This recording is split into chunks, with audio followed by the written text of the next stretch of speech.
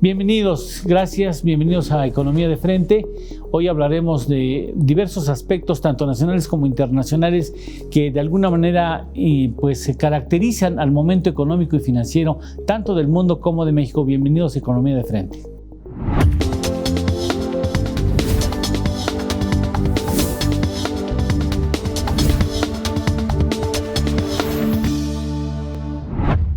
Y como es costumbre, mucho agradezco la compañía de personas que son expertas en estas materias. Don Ernesto Frel Santoscoy, ¿cómo está usted?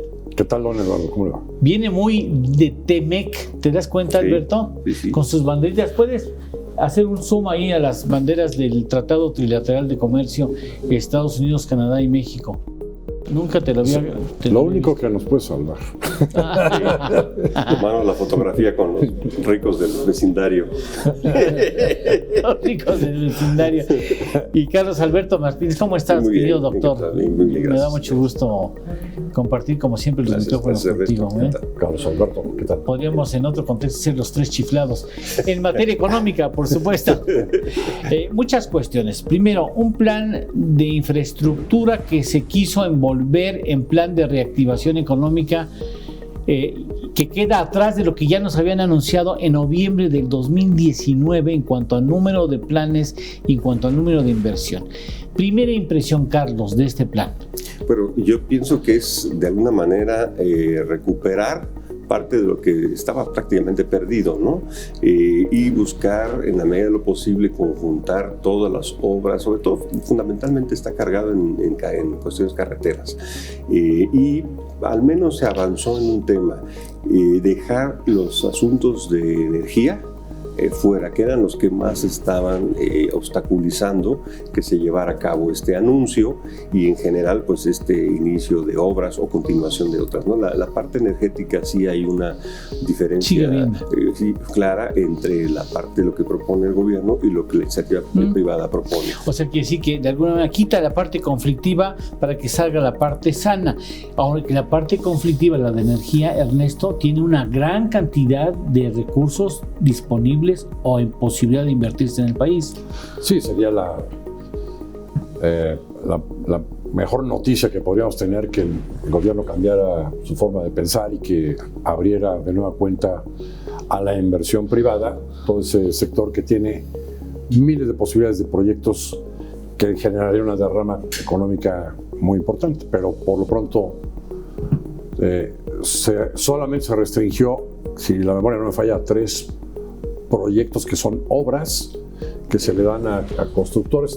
Está diciendo que se va a dar preferencia a compañías constructoras mexicanas, y son plantas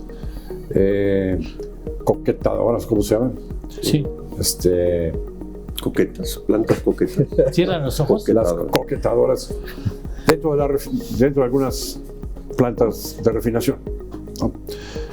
Fuera de esos 3 proyectos, esto se quedó como un cúmulo de proyectos que, como comentaba Carlos Alberto, pues en realidad estaban anunciándose desde agosto del año pasado, y ahí venían, y ya estaba la lista, y pues hasta se anunciaron, y luego dijeron, y luego vienen los de energía ya nunca llegaron. Eran 147 el año pasado, con inversiones muy importantes, si no mal recuerdo, 8,000 y tantos, casi 9,000 millones de pesos, ¿no?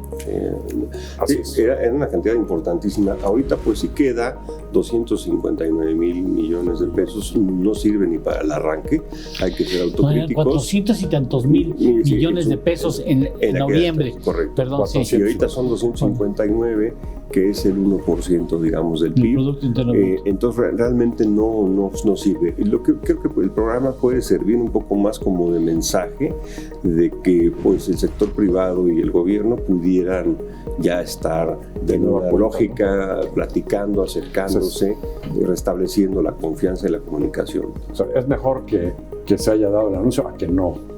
No, por supuesto. Todavía nada. Si hubiera sido de nueva cuenta un fracaso de negociación. Por supuesto. Es mejor que se establezca el diálogo, ¿no?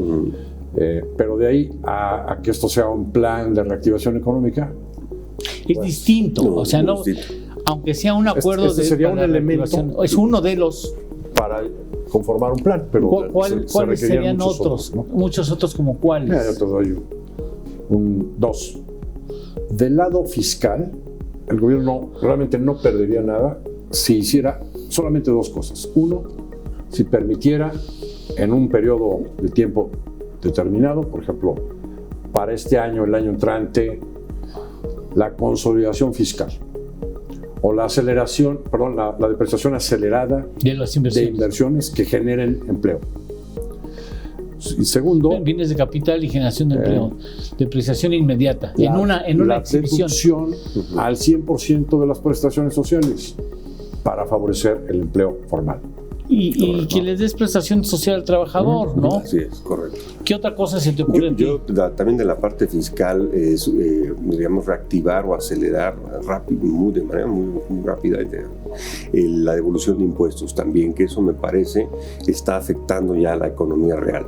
Si no podemos hacer nada en las partes macroeconómicas, digamos, aumentar el gasto público, aumentar la deuda, hay cosas en el común que de los empresarios que nos escuchan saben perfectamente, inclusive los profesionistas independientes sabemos perfectamente bien la importancia de que el IVA se te devuelva de manera rápida. Está suspendido la devolución del IVA desde hace más de un año.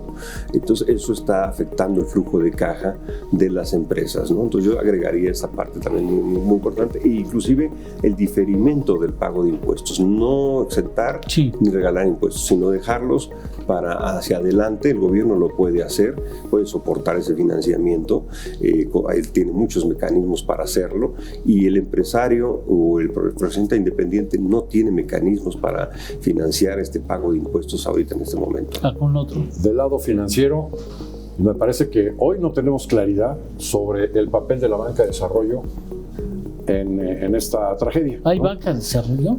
Sí, créeme que todavía está. ¿En dónde? ¿Dónde? En México. ¿En México? Sí. ¿Hay banca de desarrollo? Sí. Bueno, hoy no sabemos si, por ejemplo, Nacional Financiera, que ha anunciado algunos planes, realmente está presente apoyando a las empresas o no, con garantías. Tenemos, por ejemplo, papeles bursátiles que han emitido diversas empresas y están venciendo y los quieren renovar, y pues el mercado está completamente seco y entonces no se pueden renovar esos papeles. Hace 10 años, la Nacional Financiera de antes, hace 10 años, pues le entró... ¿La neoconservadora? Sí, la neoconservadora. Dijo, pues yo garantizo. Y en base a esas garantías se pudo revivir ese mercado de deuda corporativa, por ejemplo, ¿no? Y para pymes ni se diga. Estoy involucrado en un proyecto de lanzar un fondo para apoyar a las pymes. Si no te apures va a ser para la siguiente crisis, ¿eh? Bueno, pues llevo 5 meses y hoy no sé si Nacional Financiera va a poder entrar o no. A mí también me parece que Nacional Financiera, en general la banca de desarrollo, está fallando rotundamente. En 2 años no ha aparecido, siendo muy honestos y autocríticos, no se ve. Y tiene una capacidad financiera importante, tanto Nafin como Banobras, por ejemplo. Tan grande la capacidad de reactivación económica que tiene la banca de desarrollo en México y en otras partes del mundo, como aquí, para analizar la economía después de una pausa.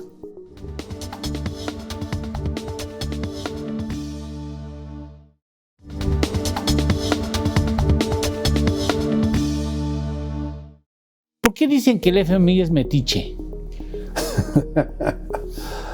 Porque llevan varias veces que nos suelta algunas recomendaciones y esas recomendaciones no van en el mismo sentido que va la 4T, y entonces sí es un entrometido. Pero digo, no es parte de su papel. Tiene un contrato con el gobierno mexicano, ¿no? Claro, tiene líneas de crédito, el gobierno mexicano tiene aportaciones también ahí que hace año con año, porque es un fondo, precisamente un fondo en el que todos los países ponen dinero para, en el momento en que alguno de los miembros lo necesite, pues todos responden a través de ese fondo. Nuestra línea de crédito con el FMI, nuestra línea disponible es de 61 mil millones que están ahí disponibles para ¿se te ocurre?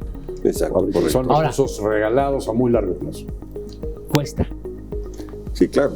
Esa línea cuesta, no usarla, Cuesta. pues cuesta más. Cuesta más. Yo creo que no hay dinero más caro que el que no se tiene, y ahí están esos fondos disponibles. Ahora, en cuanto a las recomendaciones, yo sí tendría una duda. Cuando alguien del Fondo Monetario rehace recomendaciones, en el caso ahorita México, concreto esta coyuntura, y hay exfuncionarios de la Secretaría de Hacienda de gobiernos neoliberales, puede ser un poquito difícil de aceptar. Si la recomendación del fondo viniera de un departamento donde hubiera todo menos mexicanos, podría ser mejor, porque no son malas las ciertas recomendaciones que tiene el fondo, algunas me parecen pertinentes, pero por ejemplo me escandaliza y me horroriza cuando dice urgente ajustar el impuesto sobre la renta en México y ampliar, digamos. Entonces eso a la clase media nos pone los pelos de punta. Sabemos que los grandes empresarios, el impuesto de la renta, tienen muchos mecanismos, si no de evadirlo, pues sí de disminuirlo al máximo posible. Y los de abajo, digamos, pues no pagan impuestos porque no tienen empleo, están en la pobreza, están en informalidad. Están en informalidad. Entonces, cuando dice ajustar el impuesto sobre la renta, le pone los pelos de punta al profesionista independiente, al pequeño, al mediano, al gran empresario, digamos, relativo, no los grandes ejemplos. Entonces yo sí me iría más en temas, esa parte me entró un poquito la duda de la recomendación, ¿no? Pero la recomendación, Ernesto, si quizá me equivoque, corrígeme si fuera el caso. El FMI no solamente a México recomienda, o sea, sí, hace recomendaciones a todos los miembros que tienen una línea de crédito o una relación con el Fondo Monetario Internacional. ¿Es correcto? Sí, en realidad hace recomendaciones a todo el mundo, ¿no? Aquí lo que básicamente está señalando es, pues pide una política contracíclica, ¿no? Para atenuar los efectos de toda esta recesión. Y se subió durísimo a defender a la cuarta Llorio. Gabriel Llorio, pues creo que hizo muy bien inmediatamente. ¿Ah, sí? Contestó y dijo, hizo bien, lo que pasa es que quería quitarse el zape que le dio el presidente. Sí, por ahí lo veo. También coincido contigo. Ahorita, ya está la línea de crédito disponible para los cines. Sí, les repasamos a nuestro teleauditorio, ¿no? Que había propuesto un plan B en caso de que hubiera un rebrote de la pandemia, del COVID. Pues está. Pues podríamos usar la deuda. Y el presidente al día había siguiente cumplido 24 horas la declaración y el presidente ¡pah! Como no va a haber rebrote. Exacto. Y no va a haber deuda. Uno, no va a haber rebrote y dos, tampoco va a haber contratación. No va a haber rebrote porque nunca ha salido el primera ola. Como nunca ha bajado la curva, pues seguimos en la... O sea, pues no hay manera de que... ¿Cuál rebrote? Pues si no hemos salido de esto. Más bien es la extensión del primer tiempo del rebrote. Exactamente, o sea, correcto. ¿no? Bueno, pues ni tardo ni perezoso, Gabriel Llorio salió a defender. Sacó la casta y fue a decirle al Fondo Monetario, pues no vamos a aumentar impuestos. Porque además son fórmulas que ya no tienen vigencia. No, pero además ya tenemos una tasa completamente descompetitiva. Sí, ¿no? Sí, el impuesto en México es alto. La tasa efectiva de impuesto sobre la renta en Estados Unidos es 24%. Bueno, y en México es más. Pues súmale el ISR más reparto de utilidades más 10% si sacas el dinero como dividendos en efectivo y te vas al 50%. Correcto, sí. En términos de tasa, México es alto a nivel mundial. Lo que tenemos que hacer es, una vez más, evitar la informalidad y que los impuestos cada vez paguen más, no siempre los mismos. ¿No? Los datos que traigo.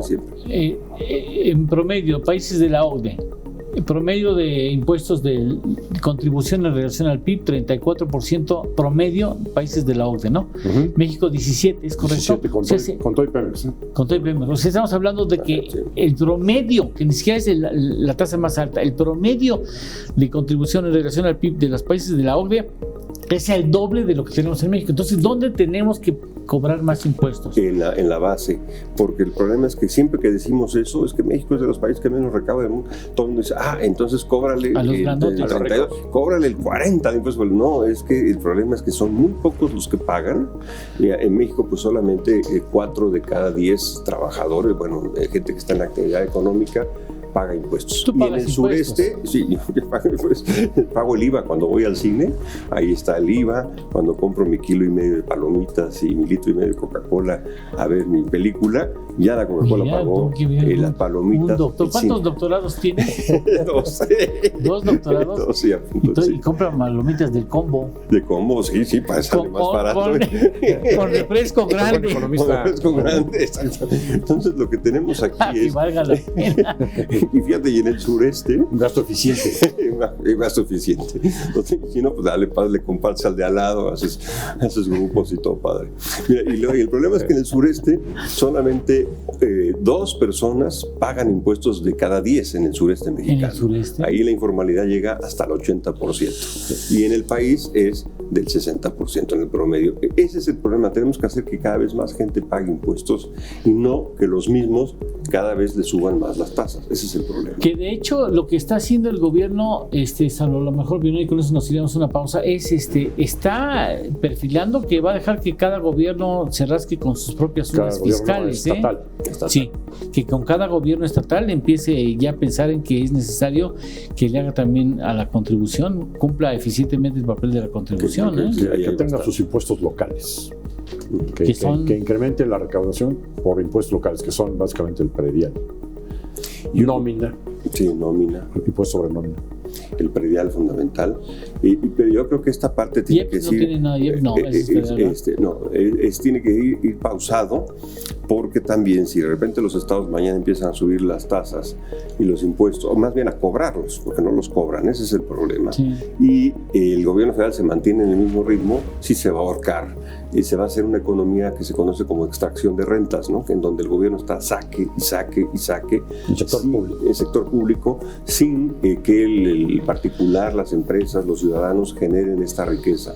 Entonces eso sí me preocuparía. Yo creo que sí es fundamental que los gobiernos de los estados empiecen a cobrar impuestos que no lo hacen para tener más autonomía presupuestal con relación a la federación.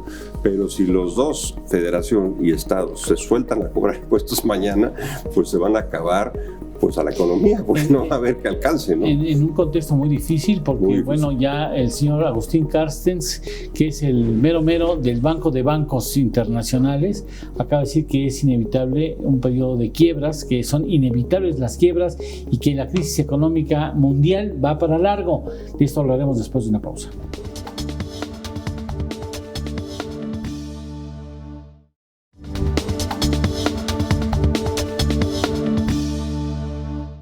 Bueno, es bastante pesimista, por ejemplo, la CEPAL, ¿no? Diciendo que podríamos tardarnos 6 o más de años en la recuperación de esta crisis en México, y habla que a nivel mundial va a haber no sé cuántos cientos de millones de personas más en la pobreza, y que regresaremos a niveles, en el caso de México, a niveles de pobreza de las que ya habíamos probado desafortunadamente en 1990, ¿no? Sí, yo no lo veo pesimista, lo veo... Sí. Hasta optimista, ¿no? Es para cómo están las cosas. Sí, correcto. ¿No? Ve nada más, ¿cuál es el último dato de variación de la inversión que le llaman fija bruta? O sea, el gasto de inversión en la economía. Que no es que sea tonta. Bruta, pues a lo mejor sí, ¿no? Está invirtiendo ahora, a lo mejor sí suena medio descabellado. Es una caída del 28%. Muchísimo. En relación a como estaba el año pasado, y el año pasado ya estábamos en caídas del 9% anual, ¿no? Entonces está lloviendo sobre mojado, está cayendo un huracán sobre mojado, y ese desplome de la inversión pues hace que la recesión se profundice y se alargue. Exacto. Si adicionalmente, como acabamos de comentar, hay ausencia de una política fiscal contracíclica, pues esto simplemente hace que... y todos los días hay alguna señal que es un golpe al Estado de Derecho, pues es un golpe a la confianza de los agentes económicos, pues eso va a hacer que al final de cuentas esta crisis, esta recesión se prolongue, no queda otra. Sí. Y entonces la recuperación se ve pues, más lenta. Fíjate que bien dice Ernesto, coincido con él. Ya en el sexenio del expresidente Peña Nieto, la inversión era de las más bajas de los últimos 70 años, o sea, venía disminuyendo. Y ahora, pues el sector privado está solo invirtiendo 15%, digamos. Necesitamos un 25%, 26%. El sector privado ya anda en el 15%, pero es precisamente por lo que dice Ernesto, no hay condiciones para invertir porque el Estado de Derecho se ha venido violentando de una u otra manera y entonces genera una incertidumbre monumental. Y por la parte de energía, suspendes la posibilidad de mayor inversión de particulares nacionales o extranjeros, que tiene una enorme capacidad del mercado. No es que estés ideológicamente sí o no, sino que es un sector en México y en el mundo que genera una cantidad monumental de oportunidades de inversión. El hecho de que las empresas puedan reabrir las puertas después de la pandemia o inmersas en la pandemia para hablar con mayor propiedad no garantiza que no vayan a quebrar. No. La conversión tecnológica, este reto que dio el confinamiento mundial, aceleró el tema tecnológico, la digitalización. Y nos llega cuando el mundo apenas estaba recuperando en la crisis del 2008-2009 y cuando más o menos estaba recuperándose el planeta entero, digamos, la economía mundial de esto, nos llega este confinamiento. La situación es dura, por eso yo coincido, no va a haber empresas que sobrevivan, aún como dices, abriendo, no garantiza su permanencia, ¿no? Fíjate, el presidente Trump pues salió de la enfermedad. Oye, salió rápido, ¿no? Qué rápido, es un toro. Un día, no estará. el primer día dice, ya, vamos a cancelar la negociación con los demócratas de nuevo paquete. Sí. Oye, ya le tumbó metió los mercados. El gobierno ya le metió dinero a todos los sectores, a las familias, por el 15% del PIB. Bueno, pues se está discutiendo otro paquete 2. Sí, del que se sale. Entonces dice, no, ya no voy a dialogar con los demócratas porque no les quiero dar una banderita a unos cuantos días antes de las elecciones. Y entonces empiezan a caer los mercados y tienen que salir el miércoles, a decir, no, ¿saben qué? Sí vamos a darle otra pizcacha.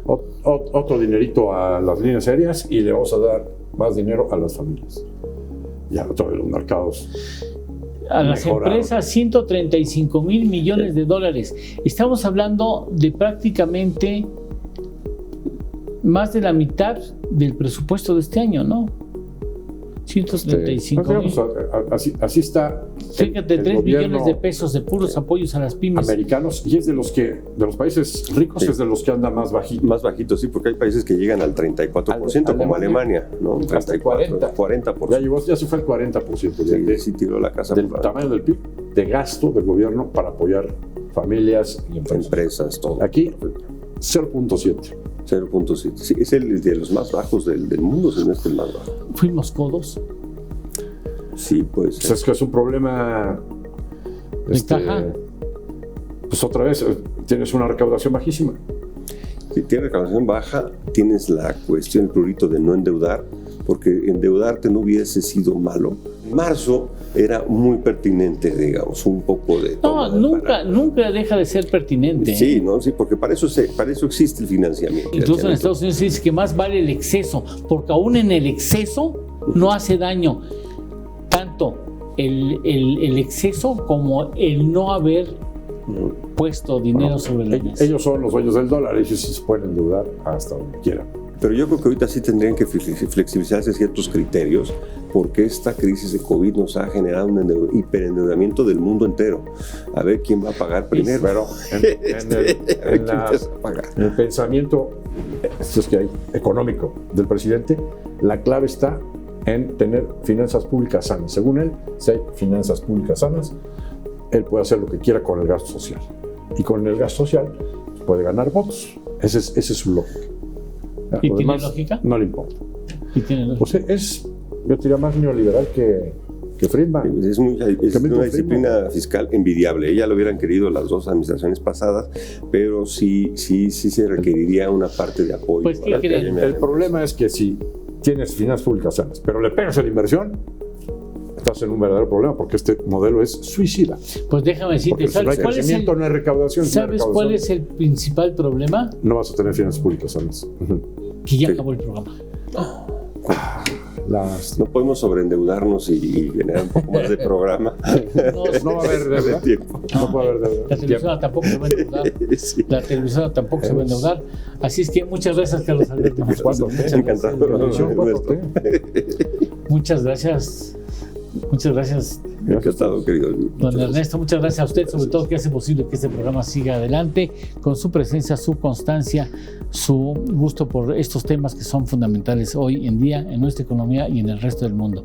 Hasta la próxima semana aquí en Economía de Frente.